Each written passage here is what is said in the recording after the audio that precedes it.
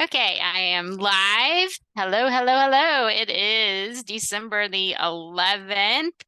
We are in the middle of the holiday season. Happy Hanukkah to those of you who are in the middle of Hanukkah. But I want to, if you're already celebrating, I don't know how well this fits in, but hopefully it does. I wanted to talk about navigating the holidays with autoimmune. I know not all of you have autoimmune. Some of you have other conditions that you're maybe you do or your family members do. Or maybe you're just concerned about your health and wanting to stay healthy, which is why you are following me.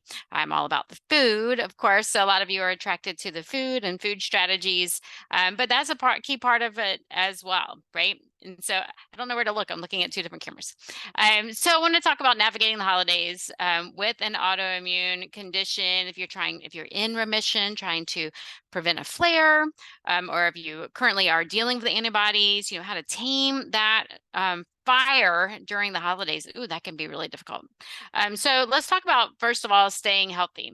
Number one, we need to stay hydrated. So especially if you're traveling, that can be hard, especially flying.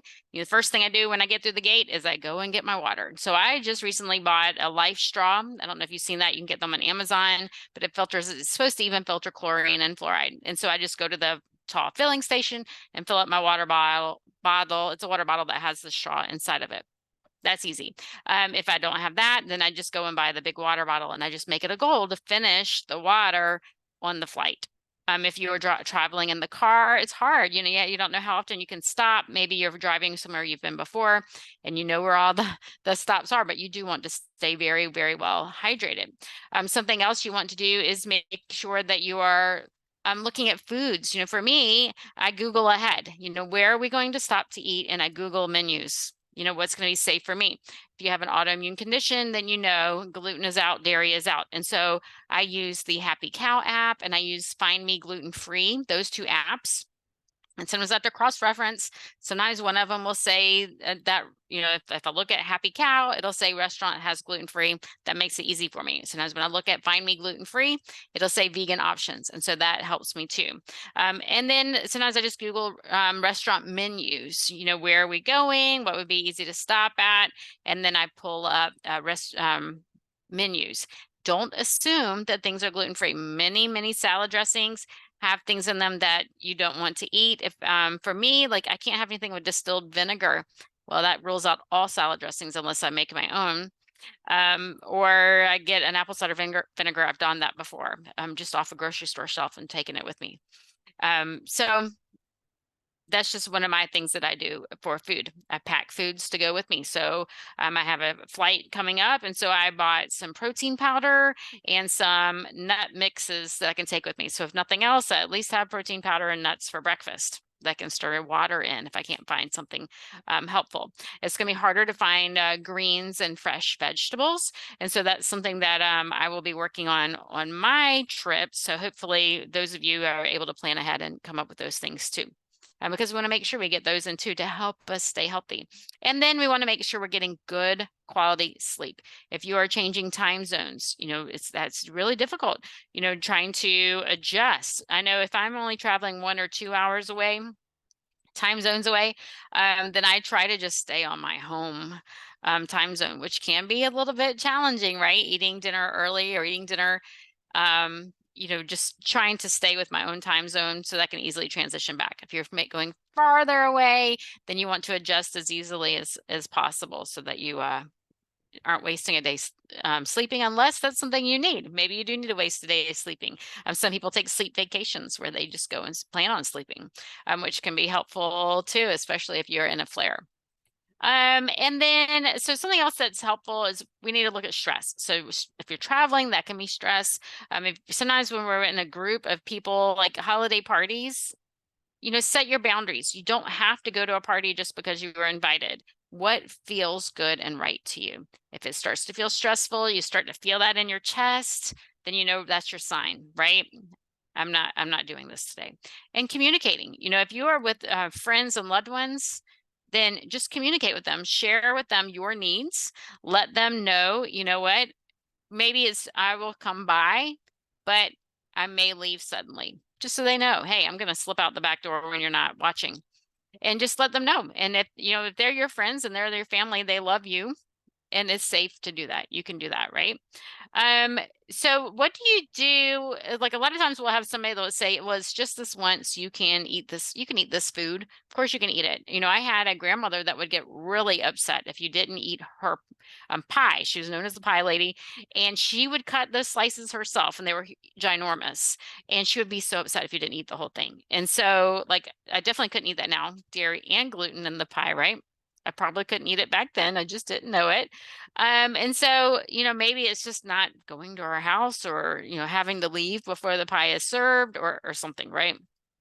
But just be polite and make sure you're setting your boundaries. What are you comfortable doing? What are you not comfortable doing? And be very clear about it. Don't be wishy-washy. And a lot of times, if you just say it up front, it's going to make it a whole lot easier. We're afraid we're going to hurt somebody's feelings or step on their toes, or they're going to react a certain way. And, just be clear and be upfront. That's the best thing. That way, you know what to expect and they know what to expect. And then with the food challenges, like I said, planning ahead. If you're going to somebody's house, bring an item with you. Bring something you can share with everybody. Or eat before you go, knowing that you're just not going to eat when you're there. But sometimes that can be uncomfortable too. I don't want it to be a scene. I don't want it to be a big deal for everybody. It's hard enough dealing with it myself. If I go somewhere and everybody's like, well, what can you eat? And they make a big deal about it, that just hurts me.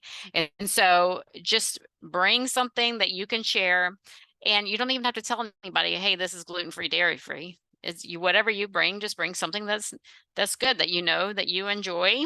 If other people don't enjoy it, so what? There's always something there that I wouldn't want to eat, even when I did eat meat and cheese, right? But bring something that that will be safe for you. And then, traveling can be stressful. So, use good time management. Make sure that you are preparing ahead. Making sure that you're using lists and things, giving yourself plenty of time to get where you're going. Try not to make things so structured that you feel like you have to stick with guidelines. Be kind of flexible, making sure that you're packing your essentials. For me, so I always have, so I do have medications for autoimmune. And so I do have 2 bottles. And so like a couple of days before we leave, I will go ahead and put 1 bottle in my suitcase, just so I make sure I don't forget it. Now, for me, for those of you who don't know, I did have radioactive iodine, so I do have to take thyroid meds. And so I do make sure that I have some in my bag already.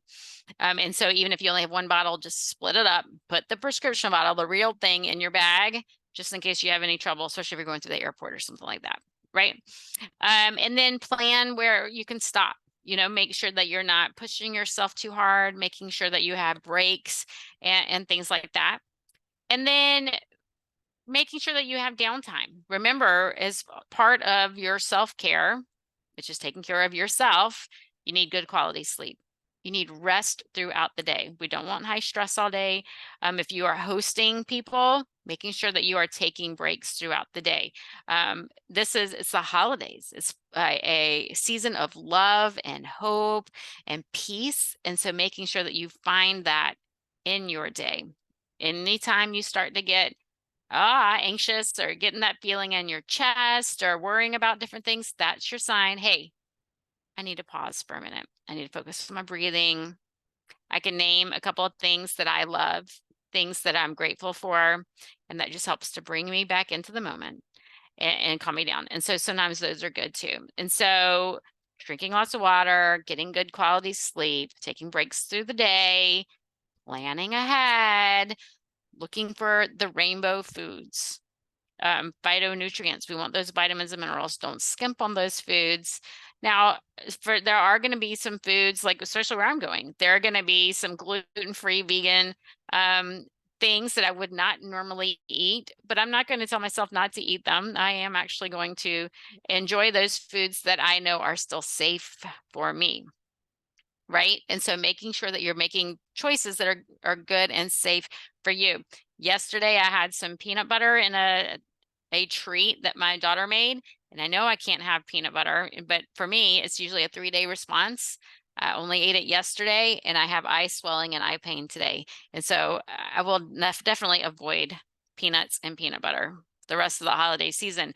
And so when you know that, when you know you're going to have a reaction, you know there's going to be some sort of inflammation, do your best to avoid it as much as possible. While it was delicious on my tongue, it is definitely not worth this. And so it's not going to happen again, knowingly anyway, right? I knew it yesterday, but I just didn't expect that this one time would cause something. And so it's just tuning into your body and listening. What does my body need? Listening to your body, communicating with your loved ones, letting them know what to expect, setting boundaries. That's hard for a lot of us who are have a history with autoimmune disease. A lot of us are perfectionists. We are type A personalities, right?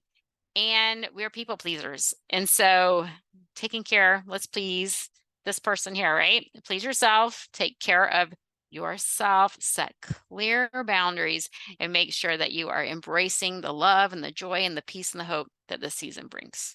Anyway, I will not be joining you for the rest of the year. And so I hope all of you have a lovely, lovely December. Enjoy the rest of the month. Enjoy your friends and your family, your vacations, your rest, whatever it is that you do during this time. Lots of love to all of you. Thank you.